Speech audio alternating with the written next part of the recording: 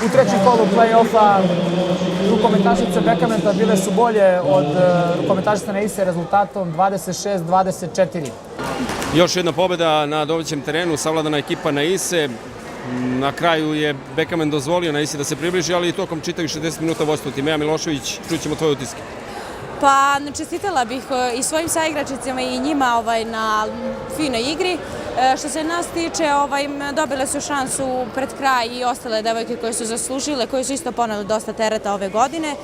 A što se Neise tiče, njima čestitam na borbenosti, a nama ostaje Jagodina još da odigramo tamo kako valja i da privedemo ovo prvenstvo kraju.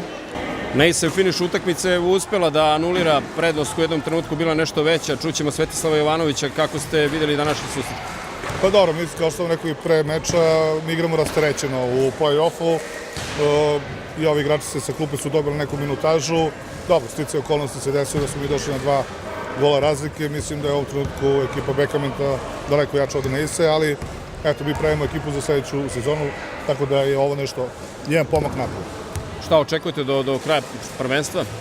Pa mi ćemo još ova 3 kola da odigramo maksimalno ozbiljno, jednostavno da igrači se pokažu koliko vrede i koliko ja treba da računam na njih, odnosno klub, nezavisno od mene za sledeću sezonu.